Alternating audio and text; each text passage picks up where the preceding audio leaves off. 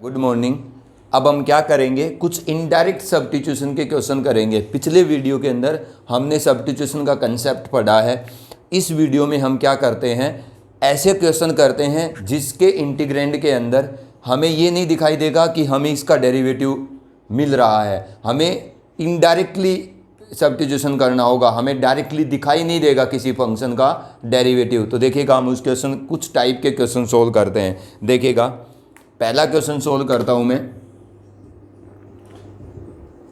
ये बड़ा ही important topic है, इससे रिलेटेड आगे 2 चैप्टर और हैं, उनको पढ़ना आपने बड़ी प्रैक्टिस करिएगा। जितनी प्रैक्टिस करोगे उतनी काम आएगी। देखो, फर्स्ट क्वेश्चन करता हूं। वो क्या कहता है कि evaluate the integral of this function. आपको क्या कहता है, इस फंक्शन का इंटीग्रेशन इवेल्युएट करिए। Square root of 10x divide by sin x multiplied with cos x integration with respect to x। इस क्वेश्चन का जो दूसरा पार्ट है, अगर सीबीएसई इसको बदलना चाहेगी तो इस क्वेश्चन को कैसे पूछेगी। आपके पास 10x है बुक के अंदर, वो मिलेगा cot x by cos x into sine x integration with respect to x। जो प्रोसेस मैं इस पे अप्लाई करूंगा, आपने वही यहाँ पर अप्लाई करनी है। देखो, क्या आपको यहाँ पर किसी फंक्शन का डायरेक्ट इंटीग्रेशन दिखाई देता है? नहीं देता। अब देखिएगा, मैं इसका आपको प्रोसेस बता देता हूँ कि हम इसका इंटीग्रेशन कैसे करेंगे। हम करेंगे सब्स्टिट्यूशन ही, लेकिन हमें डायरेक्टली दिखाई नहीं देगा किसी फंक्शन का डेरिवेटिव इंटीग्रेंड के अंदर। तो देखो, इसमें क्या करेंगे आप, अगर 10x है, ऊपर नीचे साइन कोस की प्रोडक्ट है, तो जो 10x का बेटा डेरिवेटिव होता है, इसको आपने इस 10x के डेरिवेटिव से मल्टीप्लाई और डिवाइड कर देना है। देखो, हम क्या करेंगे, जो स्क्वायर रूट के अंदर 10x है, इसके डेरिवेटिव से आपने इस फंक्शन को मल्टीप्लाई एंड डिवाइड कर देना है। Sine x into cos x, यहाँ भी आपके पास क्या आएगा, sec square x d x multiply and divide by the 10x। Always take the output of the integral capital I। अब ये क्या हो गया, square root of 10x sec square x divide by, ये क्या है, साइन एक्स कोस एक्स। अब मैं सेक स्क्वायर एक्स को बेटा क्या लिख सकता हूँ, 1 by cos square x integration with respect to x. एक कोस एक्स से कोस एक्स कैंसिल, आई क्या आता है मेरे पास, स्क्वायर रूट ऑफ 10x। अब ये क्या है, सेक स्क्वायर एक्स, एक कोस एक्स कैंसिल, तो ऊपर एक साइन एक्स, एक नीचे कोस एक्स, क्या बचा आपके पास 10x। आगे क्या है आपके पास, sec square x integration with respect to x। तो ये क्या आता है, इंटीग्रेशन ऑफ, ऊपर रूट 10x नीचे 10x, तो आपके पास नीचे क्या बचेगा, आपके पास अल्टीमेटली नीचे रूट 10x बचेगा। Net power sec square x integration बेटा विद रिस्पेक्ट टू x। अब आपने क्या करना है, अगर आप यहाँ तक आ गए हो तो अब आप क्या करिए, आपको दिख रहा है ना, अब 10x का डेरिवेटिव क्या दिखता है, सेक स्क्वायर एक्स। तो अब क्या करिए, put 10x is equal to t। आप अपने 10x को t पुट करिए। मैंने आपको कल क्या बताया था कि अगर स्क्वायर रूट के अंदर जितना भी पार्ट है वो सारा आपको सब्स्टिट्यूट करना पड़ रहा है, तो always put that part equal to t square. आप हमेशा उसको क्या पुट करिए, टी स्क्वायर। तो 10x का derivative sec square x d x, t square का बेटा 2t dt।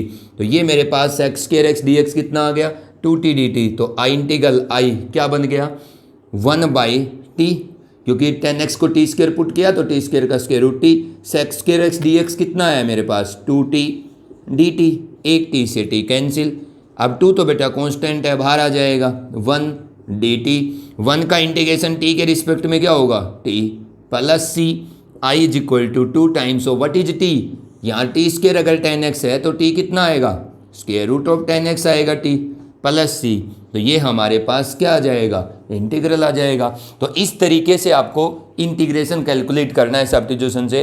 Root 10x by sine x cos x या root cos x by sine x cos x. अगर कोट एक्स है अगर ऊपर रूट में, तो आपने क्या करना है, कोसेकेंड स्क्वायर एक्स से मल्टीप्लाई डिवाइड कर देना है। मैंने आपको इसका टाइप बता दिया है। अगर वो बदलना चाहेगा तो 10 की जगह कोट लिख सकता है। अब देखेगा, हमें यही चीज़ें सीखनी है कि हम इनडायरेक्टली भी सब्स्टिट्यूट कर पाते हैं कि नहीं कर पाते। नेक्स्ट देखिएगा, ये भी एक इम्पोर्टेंट क्वेश्चन है। वो क्या कहता है कि आप इस फंक्शन का इंटीग्रेशन बताइए। I is equal to integration of 5 की पावर 5 की पावर 5 की पावर x, ठीक है। इसके बाद 5 की पावर 5 की पावर x, 5 की power x integration with respect to x, यही है। अब ध्यान देना आप, इस सीरीज को वो बढ़ा भी सकता है। ये एक्सपोनेंशियल फंक्शन की डिक्रीजिंग पैटर्न है। ऐसा ही एक्सपोनेंशियल फंक्शन का डिक्रीजिंग पैटर्न यहाँ 3 5 है, 4 5 से स्टार्ट कर सकता है। इस 5 को बदल के 2 में भी कन्वर्ट कर सकता है, 3 में भी कन्वर्ट कर सकता है। आपने इसके सिस्टम को समझना है। देखिएगा हम कैसे करेंगे इसके इंटीग्रेशन। जो इसकी लॉन्गेस्ट स्ट्रिंग है ना, 3 आपके पास एक्सपोनेंशियल फंक्शन के पैटर्न है, ठीक है। इसमें सबसे लॉन्गेस्ट स्ट्रिंग को आपने पुट कर देना है। पुट 5 की पावर 5 की पावर 5 की power x is equal to t. यही किया ना हमने। अब मैं क्या करूंगा, इधर x के रिस्पेक्ट में, इधर t के रिस्पेक्ट में। जब मैं इसका डेरिवेटिव करता हूं तो ये क्या है, आप ध्यान से देखो। 5 की पावर 5 की पावर 5 की पावर x, जो सबसे नीचे वाला 5 है इसको मैं a समझता हूं। और ऊपर जितने भी 5 हो, लेकिन अगर वेरिएबल आ गया ना ऊपर कहीं पर भी, तो ये आपका किसका काम करेगा, वेरिएबल का काम करेगा। तो कांस्टेंट की पावर, अगर यहाँ तो कितने भी 5 हो, अगर एक भी x आ गया तो ये सारा पार्ट क्या बन गया, वेरिएबल। अब ये कांस्टेंट की पावर वेरिएबल है, तो कांस्टेंट किस कांस्टेंट, ये एक्सपोनेंशियल फंक्शन कौन से कांस्टेंट के कोरस्पोंडिंग है, 5 के कोरस्पोंडिंग। और ऊपर वाला पूरा पार्ट क्या है, वेरिएबल। क्योंकि ऊपर वाले पार्ट में जितने भी कांस्टेंट हो, लेकिन अगर एक भी टर्म वेरिएबल आ गई पावर में तो सारा पार्ट वेरिएबल हो जाएगा। तो ये कांस्टेंट, ये वेरिएबल टोटल, क्योंकि तीनों की मल्टीप्लिकेशन वेरिएबल होगा। अब इसका मैं डेरिवेटिव करता हूँ तो क्या होगा, कांस्टेंट की पावर a की पावर x, कांस्टेंट की पावर वेरिएबल का derivative d by D x का क्या पैटर्न होता है, कांस्टेंट की पावर वेरिएबल के डेरिवेटिव का, एक बार यूं का यूं, उसके बाद कांस्टेंट टर्म का लॉग लिया जाता है, और फिर बेटा पावर x का क्या किया जाता है, डिफरेंशिएशन किया जाता है। अब यहाँ पर करिए, एक बार तो ये यूं का यूं रहेगा, 5 की पावर 5 की पावर 5 की पावर x, उसके बाद कांस्टेंट का लॉग लिया जाएगा। कौन सा कांस्टेंट, जिसके कोरस्पोंडिंग ये a की पावर x बना था, उस a का लॉग लिया जाएगा। उसके बाद पावर को डिफरेंशिएट किया जाएगा। तो अब किसको डिफरेंशिएट करोगे, 5 की पावर 5 की पावर x को। जब आप इसको डिफरेंशिएट करने चलोगे तो ये दोबारा आपका a और उसकी पावर x की फॉर्म में नजर आ रहा है। अगर जब मैं इसको डेरिवेटिव करने जा रहा हूं तो दोबारा ये a की पावर x में नजर आ रहा है, तो मैं दोबारा क्या करूंगा, a की पावर x फॉर्म से इसका इंटीग्रेशन डेरिवेटिव करूंगा। तो देखो इस एज इट इज कांस्टेंट का लॉग। अब मैं पावर का डेरिवेटिव करता हूं तो फिर ये a की पावर x बन रहा है। तो a की पावर x का डेरिवेटिव कैसे होता है, a की पावर x आपका एज इट इज यूं का यूं एक बार, उसके बाद कांस्टेंट टर्म का लॉग। अब a कौन है इसके अंदर, नीचे वाला 5। अब पावर का डेरिवेटिव करोगे, अब किसका करोगे, 5 की पावर x का। अब देखो इसमें ये a था, ये x था, इसमें ये a है, ये x है। अब देखो इसका किया तो एक बार यूं का यूं रखा, कांस्टेंट का लॉग लिया। अब पावर का डेरिवेटिव करेंगे तो इसका डेरिवेटिव होगा, इसका जब डेरिवेटिव होगा तो ये a होगा, ये x होगा। तो इसका करेंगे तो ये एक बार यूं का यूं रहेगा, कांस्टेंट का लॉग लेंगे, फिर पावर का डेरिवेटिव करेंगे तो इसका डेरिवेटिव होगा। इसका डेरिवेटिव कैसे करेंगे, ये a की पावर x है, तो 5 की पावर x का 5 की power x log 5 operator dx t का 1 dt। अब बताओ इन सब के अंदर से log 5 का क्यूब बन गया, ठीक है। 5 की पावर 5 की पावर 5 की पावर x, 5 की पावर 5 की पावर x एंड 5 की power x dx is equal to बेटा क्या बन गया, dt।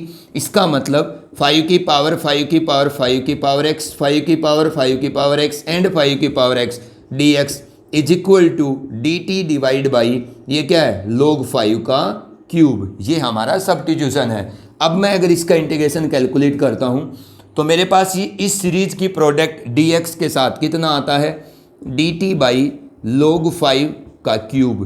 तो ये तो बेटा बाहर आ जाएगा, 1 बाई log 5 का क्यूब कांस्टेंट टर्म है, क्या बचेगा 1 इंटू dt। तो इसका इंटीग्रेशन क्या आएगा, 1 बाई log 5 का क्यूब, 1 का इंटीग्रेशन क्या आएगा t प्लस c। अब t कौन है, t 5 की पावर 5 की पावर 5 की पावर x है प्लस कांस्टेंट c। तो ये हमारा नेट इंटीग्रल आ जाएगा, ठीक है। तो इस तरीके से हम क्या करते हैं, एक्सपोनेंशियल सीक्वेंस की डिक्रीजिंग सीरीज का या डिक्रीजिंग पैटर्न का इंटीग्रेशन करते हैं बाय सब्स्टिट्यूशन। वो ज़्यादा से ज़्यादा इस क्वेश्चन को अगर बदलना भी चाहेंगे तो यहाँ पर नंबर बदल सकते हैं, इस सीक्वेंस की को बढ़ा सकते हैं। यहाँ पर 4 5 मिले, फिर 3 फिर 2 फिर 1, आपको बिचलाने के लिए कि क्या बच्चे को इसका पैटर्न पता है या इसने रटा हुआ है, ठीक है। तो आपने इसके सिस्टम को समझना है कि इस तरीके से हम एक्सपोनेंशियल पैटर्न का सब्स्टिट्यूशन से इंटीग्रेशन करेंगे जो डिक्रीजिंग पैटर्न है। अब देखिएगा मैं अलग अलग टाइप के क्वेश्चन करूंगा आपके सामने, ठीक है, बाकी के अंदर जिसमें डेरिवेटिव दिख जाता है उसमें आपको कोई प्रॉब्लम नहीं आएगी। नेक्स्ट देखिएगा क्वेश्चन नंबर 3। वो क्या कहता है कि आप इसका इंटीग्रेशन कैलकुलेट करिएगा। ये जेई मेन में भी एक क्वेश्चन पूछ चुकी है आपकी सीबीएसई x-1। सीबीएसई में भी ये क्वेश्चन आ सकता है, कोई बड़ी बात नहीं है। ये आपके पास 4th रूट है x-1 का क्यूब एंड x+2 की पावर 5। आपको दिखाई नहीं देगा इसमें किसको सब्स्टिट्यूट करना होगा। देखो हम कैसे करेंगे इस क्वेश्चन को, ये भी सब्स्टिट्यूशन ही है। देखिएगा I is equal to integration of, क्या करेंगे हम, dx बाई, पहले तो आप इसको सही लिखिएगा। ये क्या है x-1 की पावर 3 और ये 1/4, तो इसका मतलब x-1 की नेट पावर कितना है 3/4, ये 4th रूट है। x+2 की पावर 5 की पावर 1/4, x+2 की पावर 5 और ये कितनी पावर है 1/4, तो बेटा ये कितना हो जाएगा x+2 की पावर 5/4। इस पैटर्न को समझना है। ये क्वेश्चन ऐसा लिखा हुआ भी पेपर में मिल सकता है। कैसे करेंगे आप इसका सब्स्टिट्यूशन से इंटीग्रेशन? मैं आपको एक बात बताता हूँ, इन दोनों, ये जो दो लीनियर फैक्टर्स हैं अलग अलग फ्रैक्शन पावर के साथ, ठीक है, ये जो दो लीनियर फैक्टर प्रोडक्ट में हैं अलग अलग फ्रैक्शन पावर के साथ, आप ये देखो कि इन दोनों फ्रैक्शन पावर्स के अंदर कौन सी फ्रैक्शन पावर छोटी है। तो 3/4 छोटा है या 5/4? 3/4 छोटा है। दोनों फ्रैक्शन पावर जो भी हैं दोनों लीनियर फैक्टर्स की, जो दो लीनियर फैक्टर प्रोडक्ट में है, तो छोटे वाली जो भी पावर है, ठीक है ना, उस लीनियर फैक्टर के नीचे आप जो दूसरा लीनियर फैक्टर है उसकी उतनी ही पावर ले आइए। मतलब 3/4 छोटी है ना 5/4 से, तो x-1 की पावर 3/4 के नीचे आप x+2 की पावर कितनी 3/4 ही ले आइए। तो कैसे लाऊंगा मैं, x+2 की पावर 3/4 से इसको मल्टीप्लाई करना पड़ेगा और डिवाइड करना पड़ेगा, और x+2 की पावर 5/4 यहाँ पर पहले से ही है। जोन से की पावर छोटी है, दो लीनियर फैक्टर अलग अलग फ्रैक्शन पावर के साथ अगर प्रोडक्ट में है, ठीक है, और एक दोनों फ्रैक्शन पावर में से एक फ्रैक्शन पावर दूसरे से छोटी है, तो जो छोटी है उसके नीचे दूसरे लीनियर फैक्टर की उतनी पावर से आप मल्टीप्लाई और डिवाइड कर दीजिए। इससे क्या होगा, I is equal to integration of, क्या बन गया ये dx डिवाइड बाई, ये क्या चीज़ है x-1 बाई x+2, इसकी पावर कितनी 3/4, ये कितना है x+2 की पावर 3/4 प्लस 5/4 2, ये हमारे पास इंटीग्रेंड बन गया। अब आपको क्या करना है, ये जो रैशनल फंक्शन बना है x-1 बाई x+2, इसी को t सब्स्टिट्यूट कर देना है। अगर इसको t पुट करेंगे तो क्या आएगा इसका derivative, denominator as it is, what is the derivative of numerator 1 minus numerator as it is x+2 का डेरिवेटिव 1 बाई डिनोमिनेटर का whole square, operator dx, t का 1 ऑपरेटर dt। अब ये क्या बन गया x+2 माइनस x+1, तो कितना हो गया 3 डिवाइड बाई x+2 का square dx is equal to dt। ये हमारे पास इंटीग्रेशन आ गया। तो हमारे पास क्या चीज़ है dx बाई x+2 का स्क्वायर, तो dx बाई x+2 का square is equal to dt by 3। ये हमारा क्या है इसका इंटीग्रेशन। अब देखो I is equal to integration of, ये क्या चीज़ है dx बाई x+2 का स्क्वायर dt बाई 3, तो बेटा मैं वो 1/3 तो बाहर लिख देता हूँ, यहाँ लिख देता हूँ dt। इसको आपने t पुट किया है तो t की पावर कितना हो गया 3/4। अब अगर मैं इसका इंटीग्रेशन कैलकुलेट करता हूँ तो I इज इक्वल टू क्या बन गया ये 1/3, ऊपर जा कर के t की पावर माइनस का 3/4 dt।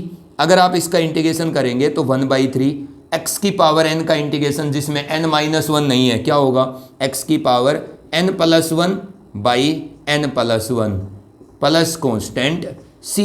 अब आप क्या करेंगे t की जगह t की वैल्यू रख देंगे, जो भी आपका t है, ठीक है। तो इस तरीके से हम इस पैटर्न का क्या करते हैं इंटीग्रेशन करते हैं, ध्यान रखिएगा, ठीक है। जब दोनों लीनियर फैक्टर की पावर फ्रैक्शन में है तो पक्का दोनों फ्रैक्शन पावर को जोड़ने पर एक इंटीजर आता होगा, तभी आप ये काम करेंगे जब दोनों की पावर का जोड़ क्या आए एक इंटीजर आए, जो मैंने आपको ये पैटर्न बताया है।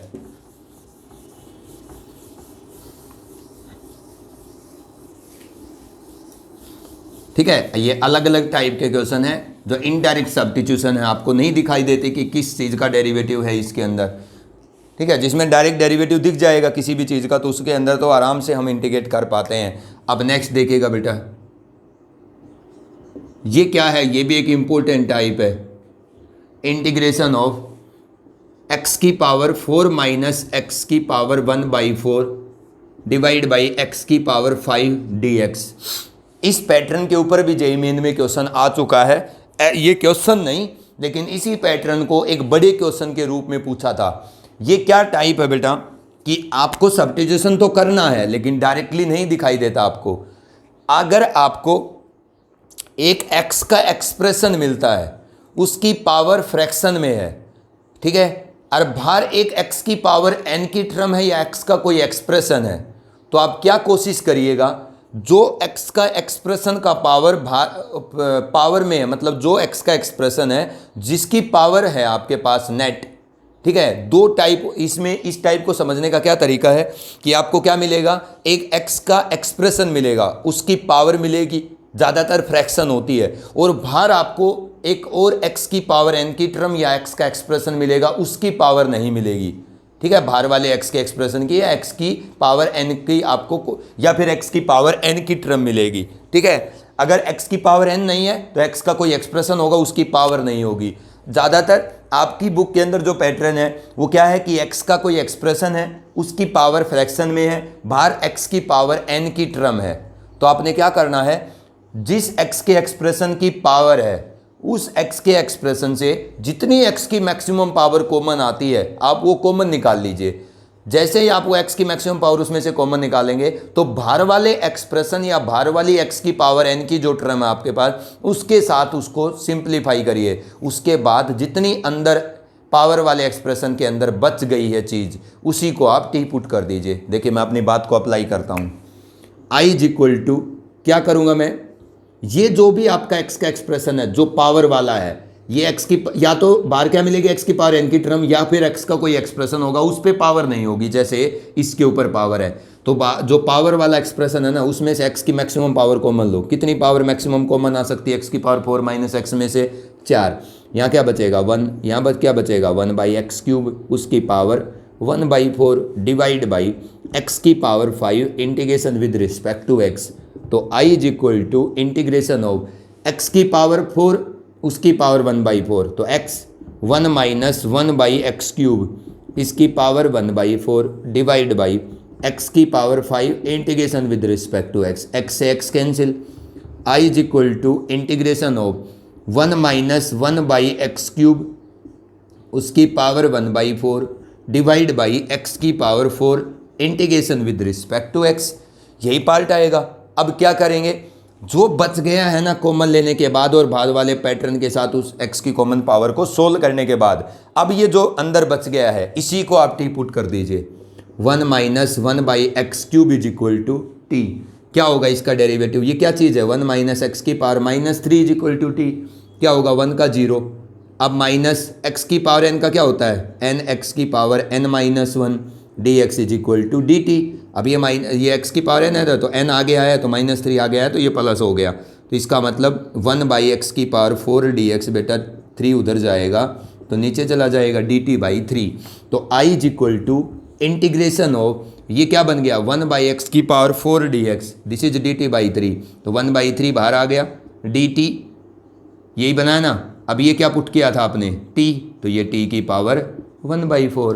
तो आपके पास अल्टीमेटली जो बचा है वो क्या है बेटा, I is equal to integration of 1/3 तो बाहर है, t की पावर 1/4 dt। अब ये इंटीग्रेबल है। x की पावर n का इंटीग्रेशन क्या होता है, x की पावर n+1/n+1, तो 5/4 प्लस c कितना आएगा ये 4/15 t की पावर 5/4 प्लस c।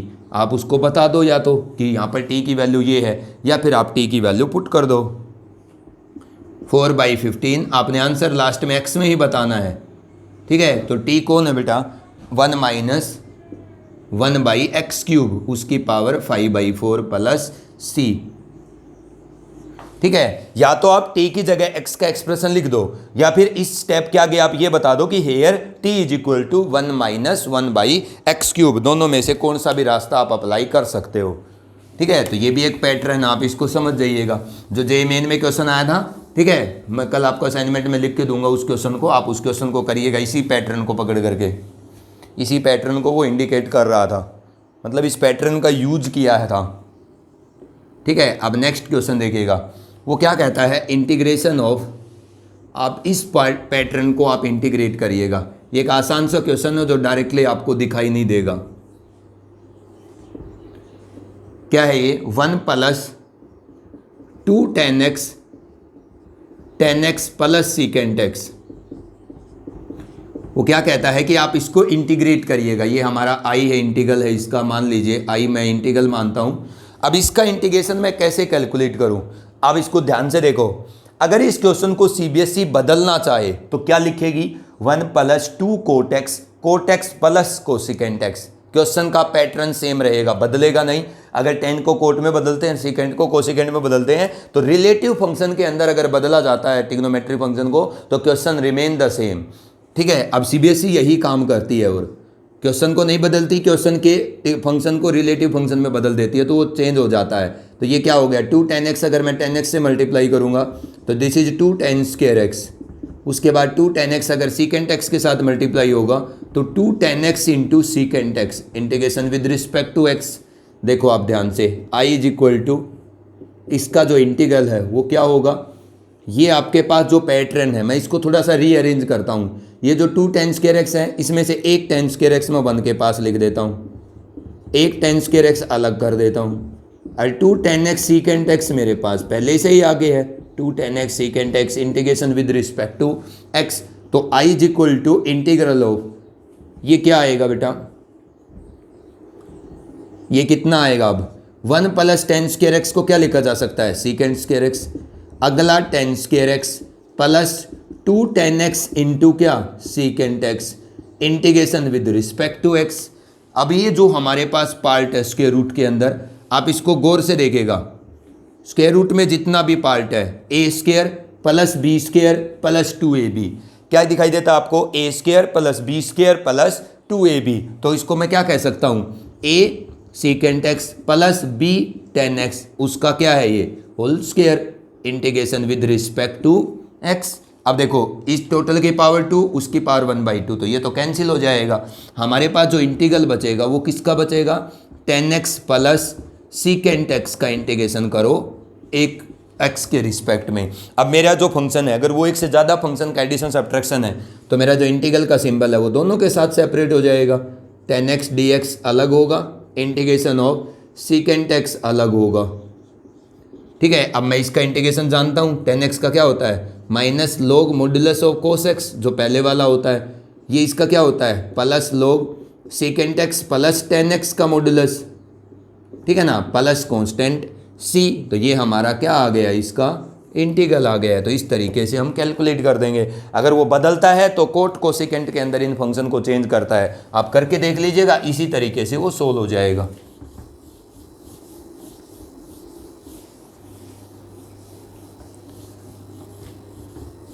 ठीक है, तो हम अलग अलग टाइप के क्वेश्चन हैं जिनको सिंप्लीफाई कर रहे हैं।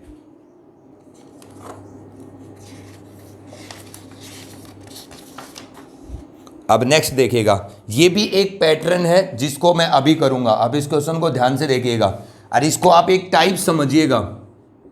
नेक्स्ट क्या कहता है वो, इंटीग्रेट दिस फंक्शन x की power 1/2 divide by, R D Sharma में तो इस पैटर्न के ऊपर कई क्वेश्चन लिखे हुए हैं एक्सरसाइज के, एग्जाम्पल या एक्सरसाइज के अंदर, 1 प्लस x की पावर 3/4 dx। ठीक है, मैं एक बात बताऊंगा आपको, ध्यान से देखना है। ये क्या पैटर्न है, अगर आपको इंटीग्रेंड के अंदर, ठीक है, एक सेम टाइप के वेरिएबल पार्ट का हर जगह पावर फ्रैक्शन में लिखा हुआ है, मान लीजिए उस इंटीग्रेंड में x वेरिएबल लिखा है, ठीक है, और जहां x वेरिएबल लिखा है और x की हर जगह पावर फ्रैक्शन में है, या उसके अंदर x+1 टाइप में वेरिएबल लिखा है और हर जगह x+1 की पावर फ्रैक्शन में है, या उसके अंदर x+2 वेरिएबल लिखा, मतलब एक वेरिएबल का फैक्टर लिखा है x+2 और हर जगह x+2 की पावर फ्रैक्शन में है। इसका मतलब अगर एक इंटीग्रेंड के अंदर वेरिएबल की पावर हर जगह फ्रैक्शन में होती है, तो फिर आप सब्स्टिट्यूशन देखिएगा कैसे करते हैं। हमारा क्या काम होगा इसके अंदर सब्स्टिट्यूशन करने का, कि ये जो फ्रैक्शन पावर है हमारे सब्स्टिट्यूशन से ये रिमूव हो जानी चाहिए। अब ये कैसे रिमूव होंगी, आपने क्या करना है, उस फंक्शन के इंटीग्रेंड के अंदर जहां भी x की पावर फ्रैक्शन में है, ठीक है, हर फ्रैक्शन पावर के डिनोमिनेटर देखेगा। अब यहां पर दो ही जगह x है और दोनों जगह x की पावर फ्रैक्शन में है, वेरिएबल जहां भी होगा उसकी पावर फ्रैक्शन में होगी, तब ये अप्लाई करेंगे। तो दोनों जगह फ्रैक्शन पावर है, तो दोनों जगह जो फ्रैक्शन पावर है उन फ्रैक्शंस के डिनोमिनेटर कौन है, 2 और 4। तो जितनी जगह x की फ्रैक्शन पावर्स हैं उन फ्रैक्शंस के जो डिनोमिनेटर्स हैं उन डिनोमिनेटर्स का एलसीएम नंबर निकालिए। अब इन डिनोमिनेटर्स का एलसीएम नंबर कौन आएगा बेटा, 4। आपने क्या करना है बेटा, put the x variable is equal to t की पावर 4। मतलब आपको x को, जिस वेरिएबल की पावर्स वो फ्रैक्शन में थी उस वेरिएबल को t की power LCM of the denominators of the fraction के इक्वल पुट कर देना है। तो t की पावर में कौन जाएगा, जितनी जगह ये x था इसकी जितनी भी फ्रैक्शन पावर थी सभी की डिनोमिनेटर्स का जो एलसीएम आता है t को उतनी पावर पुट कर देना है। देखो क्या होगा इससे, dx is equal to 4t³ dt होगा ना बेटा। अब dx 4t³ dt आएगा तो इंटीग्रल क्या आ जाएगा, देखो ध्यान से, x की पावर 1/2, तो x कौन है बेटा, t की पावर 4, इसकी पावर 1/2 डिवाइड बाई नीचे कौन 1 प्लस x की पावर 3/4, x कौन है, t की पावर 4, इसकी power 3/4 integration with respect to t। तो i क्या आ जाएगा, t की पावर 4 की power 1/2, this is t² divide by 1 plus t³ dt। अब आराम से समझ सकते हैं आप कि ये हमारा पार्ट क्या आ गया, इंटीग्रेबल फॉर्मेट में। क्या t³ का ऊपर क्या है, डेरिवेटिव है, तो put t² is equal to z। Substitution कितनी बार भी हम एक इंटीग्रेंड के अंदर अप्लाई कर सकते हैं। अगर t³ को z पुट करोगे तो 3t² dt कितना आएगा, dz आएगा। मेरे पास सिर्फ t² dt है तो वो कितना बन जाएगा, dz/3। तो i is equal to integration of t² dt कितना आएगा, dz/3, वो 1/3 बाहर लगा देता हूँ, 1 प्लस t³ क्या पुट किया आपने, z। तो i इज इक्वल टू 1/3, ये z का लीनियर फंक्शन है पावर 1 के साथ नीचे, तो इसका इंटीग्रेशन क्या होगा, log of this linear function 1 plus z plus c। अब आप क्या कर दीजिएगा, z की जगह z की वैल्यू रख दो, कौन है आपका z, t³, तो 1 प्लस t³ का integral log modulus plus c। अब t कौन है, x की t³ है ना ये, तो यहाँ से आप t³ की वैल्यू निकाल लीजिए। पहले आप t की वैल्यू निकाल दो, यहाँ से t की वैल्यू कितनी आएगी, x की पावर 1/4। अब t³ की वैल्यू निकालोगे तो x की पावर 3/4। तो जहाँ भी आपका t है वहाँ पर x की पावर 3/4 पुट कर दो, ठीक है। नहीं तो उसको यहाँ बता दो कि यहाँ पर जो t है वो मेरा x की पावर 3/4 है। तो इस तरीके से आप क्या करेंगे, इसका इंटीग्रेशन कैलकुलेट करेंगे, ठीक है। तो ये एक पैटर्न है, इसको भी जेईई मेन में पूछा जा चुका है इस पैटर्न का क्वेश्चन। अभी मैं आपको देखो इस पैटर्न के ऊपर एक क्वेश्चन और बताता हूँ, आपको इससे क्लियर होगा। वो अगर आपसे क्या कहता है कि आप इसका इंटीग्रेशन करो, x जरूरी नहीं है, कोई x का लीनियर फैक्टर भी हो सकता है। देखो जैसे x + 1 की पावर 1/2 और x + 1 की पावर यहाँ कितनी है, 1/3। समझ में आता है अब आपको, ये यही पैटर्न है कि एक सेम वेरिएबल पार्ट की अलग अलग जगह फ्रैक्शन पावर में है। मतलब अगर आपके इंटीग्रेंड में एक सेम वेरिएबल या सेम वेरिएबल का एक्सप्रेशन अलग अलग जगह फ्रैक्शन पावर रखता है, जहाँ भी रखता है, तो आप क्या करिए, जितनी फ्रैक्शन पावर है ना इस x + 1 पार्ट की, ठीक है, हर फ्रैक्शन पावर के डिनोमिनेटर्स का एलसीएम लीजिए। 2 और 3 का एलसीएम कितना आएगा, 6। अब आप क्या पुट कर दीजिए, ये जिस भी सेम वेरिएबल पार्ट की फ्रैक्शन पावर थी उस वेरिएबल पार्ट को t की power LCM of the denominators के इक्वल पुट कर दीजिए। उससे क्या होगा, dx is equal to 6t की पावर 5 बेटा dt। अब i is equal to integration of, ये कितना बन गया, dx 6t की power 5 dt divide by x + 1 की पावर 1/2। x + 1 कौन है, t की पावर 6, उसकी पावर 1/2 प्लस x + 1 की पावर 1/3, तो t की पावर 6 उसकी पावर 1/3। तो i is equal to integral of 6 तो बाहर आ जाएगा, t की पावर 5, ये कितना बन गया, 6 को 1/2 से मल्टीप्लाई करेंगे तो t³, ये कितना है t² dt। अब अगर मैं इसका इंटीग्रेशन करता हूँ तो 6 नीचे से t² कॉमन आएगा तो ऊपर से t² तो कट जाएगा t5 में से, क्या बचेगा यहाँ, t² कॉमन आ जाएगा तो बेटा यहाँ t + 1 बचेगा dt। अब क्या है ये एक इम्प्रॉपर रैशनल फंक्शन है। अगर ये इम्प्रॉपर रैशनल फंक्शन है तो आप या तो टी क्यूब को टी प्लस वन से डिवाइड करो, डिवाइड नहीं करते तो आप इसमें वन ऐड और सब्ट्रैक्ट करके सेपरेट कर दो, दोनों में से कौन सा भी काम कर सकते हो। अगर कोई बच्चा डिवाइड करता है तो टी क्यूब को किससे डिवाइड करे, टी प्लस वन से, क्योंकि हम इंटीग्रेशन एक प्रॉपर रैशनल फंक्शन का कर सकते हैं। कब तक करेंगे, जब तक हमारी रिमाइंडर की डिग्री डिवाइजर से छोटी नहीं हो जाएगी। अब कितने पे जाएगा ये, टी स्क्वायर पे, क्योंकि दोनों डिवाइजर और डिविडेंड की हम क्या करते हैं, मैक्सिमम डिग्री की टर्म में एग्जैक्टली मैच करते हैं। तो टी स्क्वायर से जाएगा तो T cube T square T से होगा तो टी स्क्वायर वन से होगा तो प्लस का टी स्क्वायर, माइनस कर दीजिए, ये टर्म कैंसिल, माइनस का टी स्क्वायर। अब कितने पे जाएगा बेटा, माइनस टी पे, तो माइनस टी स्क्वायर, वन के साथ माइनस टी होगा तो माइनस टी, प्लस प्लस ये कैंसिल। अब प्लस का टी अब कितने पे जाएगा, प्लस वन पे, अब टी प्लस वन तो माइनस माइनस, ये बेटा क्या हो गया, कैंसिल, रिजल्ट कितना आ गया, माइनस वन। अब ये जो आपका क्या किया है आपने, डिवीजन का प्रोसेस अप्लाई किया है इस इम्प्रॉपर रैशनल फंक्शन को प्रॉपर बनाने के लिए। इसकी मदद से मैं यहाँ से डिविडेंड की वैल्यू क्या लिख सकता हूँ इस डिवीजन एल्गोरिथम से, divisor t plus one into quotient t square minus t plus one plus remainder, ये लिखा जा सकता है। हमने पढ़ा है छोटी क्लासेस के अंदर कि डिविडेंड क्या होता है, divisor into quotient plus remainder. तो मेरे को क्या मिल गया, इस टी क्यूब का इस डिवीजन एल्गोरिथम से एक एक्सप्रेशन मिल गया। आप वो एक्सप्रेशन लिख दीजिए टी क्यूब की जगह, टी क्यूब की जगह क्या लिखेंगे, जो टी क्यूब का वैल्यू निकाला है, T plus one T square plus one minus T minus one divide by नीचे कौन है, टी प्लस वन। अब आपने क्या करना है, डिनोमिनेटर के साथ न्यूमरेटर को सेपरेट कर देना है, 6 टाइम्स ऑफ, इसके नीचे ये आएगा तो t plus one cancel, t square minus t plus one अलग, minus one by t plus one, ठीक है, इसका integration with respect to t. अब ये दोनों पार्ट का अलग अलग आपका इंटीग्रेशन हो जाएगा, I is equal to 6 times of integration of t square minus का t plus one d t minus 6 times of one by t plus one d T.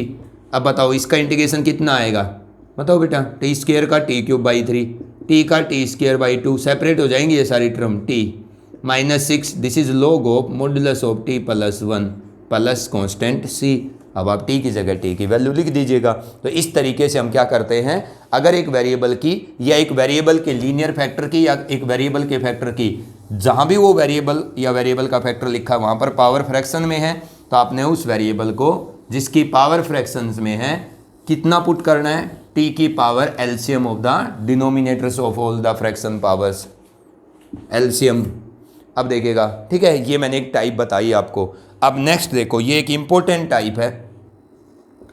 अगर वो आपसे क्वेश्चन पूछता है कि आप इंटीग्रेट करो sine of x by sine of x minus a, integration with respect to x, ठीक है, या फिर आपसे कहता है कि आप इंटीग्रेट करिए d x by sine of x minus a into cos of x minus b. इस पैटर्न को समझना है आपने, बड़ा ही इंपॉर्टेंट है, सीबीएसई में बार बार इस पैटर्न का क्वेश्चन पूछा जाता है। इसको देखिएगा दोनों को, अगर आपको न्यूमरेटर और डिनोमिनेटर के अंदर एक साइन एक साइन एक साइन एक कोस और एक कोस, मतलब दो कोस का दो साइन का या एक साइन कोस का अलग अलग एंगल के साथ अगर आपको रेशियो दिया हुआ है इंटीग्रेंड, तो आपने इंटीग्रेशन कैसे करना है, नीचे वाला जो फंक्शन है उसके एंगल को सिंगल वेरिएबल से सब्स्टिट्यूट कर देंगे। देखिएगा, हो सकता है दोनों जगह रेशियो में क्या हो, कोस, हो सकता है दोनों जगह रेशियो में अलग अलग एंगल के क्या हो, साइन, हो सकता है रेशियो में न्यूमरेटर और डिनोमिनेटर में एक में साइन और दूसरे में अलग एंगल का कोस हो।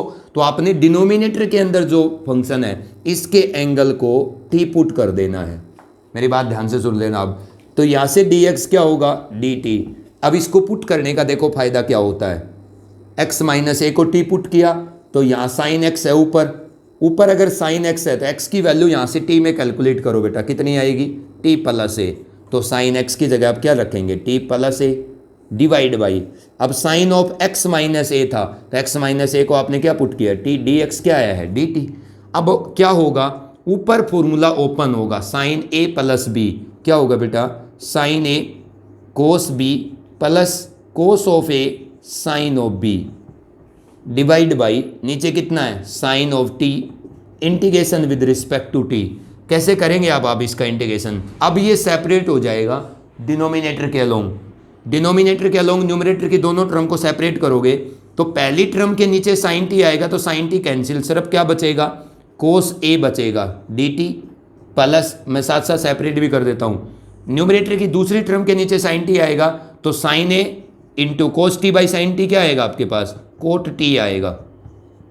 ठीक है, अब क्या होगा इसका इंटीग्रेशन, कोस ए तो बेटा कांस्टेंट है, 1 का इंटीग्रेशन टी के रिस्पेक्ट में टी आ जाएगा, प्लस साइन ए कांस्टेंट है, कोट टी का क्या आएगा, log of modulus of sine t plus constant c. तो ये हमारा इसका क्या होगा, इंटीग्रल होगा। अब टी की जगह अब क्या लिख दो, x माइनस ए।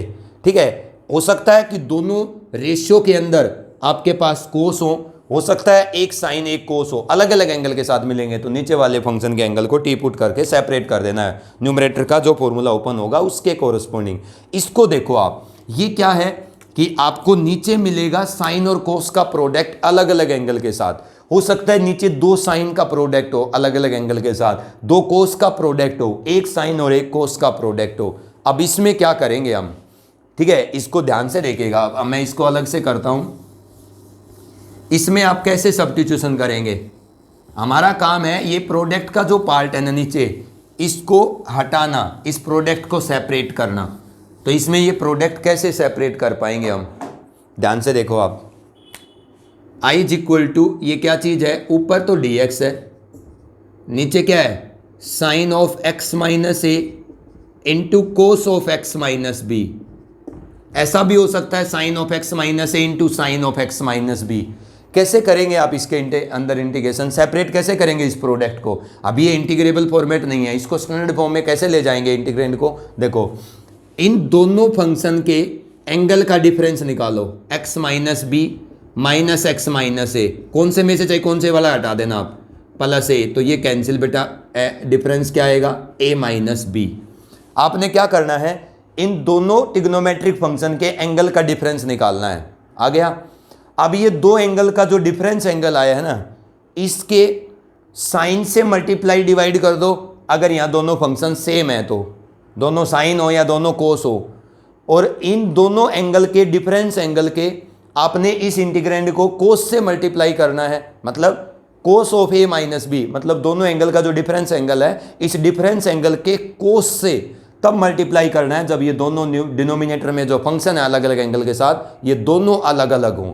अब यहाँ दोनों अलग अलग हैं, अगर दोनों सेम होते, दोनों कोस होते हैं, दोनों साइन, तो मैं ए माइनस बी के साइन से मल्टीप्लाई डिवाइड करता। अगर ये दोनों अलग अलग है तो मैं किससे मल्टीप्लाई करूंगा, ए माइनस बी के कोस से मल्टीप्लाई डिवाइड करूंगा। तो आपने a माइनस बी के कोस से मल्टीप्लाई करना है और a माइनस बी के कोस से डिवाइड करना है। अब देखो, a माइनस बी के कोस से डिवाइड किया, अब a माइनस बी के कोस से मल्टीप्लाई करूंगा। a माइनस बी को मैं क्या लिख सकता हूँ, x minus b minus x minus a, यहीं से आया था ना आपका a minus b, divide by sine of x minus a into cos of x minus b, integration with respect to x। ध्यान से देखो अब आप इस चीज़ को, 1 by cos of a minus b integration of, अब इसको a मानो, इसको b, cos a minus b क्या होता है बेटा, cos a cos b plus sine of a sine of b, यही होगा। ओपन कर दिया, ये उसी का पार्ट है जो पिछला किया था, बस थोड़ा सा अलग है ये, उसमें न्यूमरेटर डिनोमिनेटर में था, इसमें डिनोमिनेटर में प्रोडक्ट में है। ऊपर वाला क्या हो गया, सेपरेट हो गया। अब i is equal to 1 by cos a minus b integration of, अब ये जो आपका न्यूमरेटर है इसकी दोनों टर्म के अलोंग डिनोमिनेटर क्या कर देंगे हम, सेपरेट कर देंगे। अगर सेपरेट करेंगे तो पहले पार्ट के नीचे ये आएगा तो क्या कैंसिल होगा, cos x minus b cancel होगा, cos x minus a by sine x minus a, that is cot x minus a, plus इसके नीचे जब ये डिनोमिनेटर आएगा तो क्या कैंसिल होगा, sine x minus a sine x minus, sine x minus a sine x minus a, तो sine x minus b by cos x minus b क्या बचेगा, tan x माइनस बी बच जाएगा। ये आपको समझ आ गया होगा, डिनोमिनेटर को मैंने न्यूमरेटर की दोनों टर्म को डिनोमिनेटर से डिवाइड किया है। तो i is equal to 1 by cos a minus b. अब आप अलग अलग दोनों का इंटीग्रेशन कर सकते हो, कोट x माइनस ए का क्या आएगा, log of modulus of sine x minus a, अब x के कोएफिशिएंट से डिवाइड करेंगे तो 1 ही है, इसका क्या आएगा minus log of cos of x minus b, x के कोफिशिएंट से डिवाइड करेंगे तो वो 1 ही आएगा, प्लस रिजल्टेंट कांस्टेंट c। तो ये हमारा क्या आ गया, इंटीग्रल आ गया। तो इस तरीके से आपने इस पैटर्न को समझना है। समझ में आ गई आपको। अब आपने क्या करना है, अलग अलग टाइप के क्वेश्चन करने हैं। जिस बच्चे के पास एलिमेंट्स की बुक है वो 9.2 के लास्ट क्वेश्चन 2 छोड़ करके बाकी सारे क्वेश्चन कर सकता है। जिस बच्चे के पास RD शर्मा की बुक है वो 19.8, 19.9 और 19.10 ये 3 एक्सरसाइज आप कर सकते हैं। एक वीडियो और बनेगी सब्स्टिट्यूशन की, उसके बाद ये कंप्लीट हो जाएगा सब्स्टिट्यूशन का पार्ट।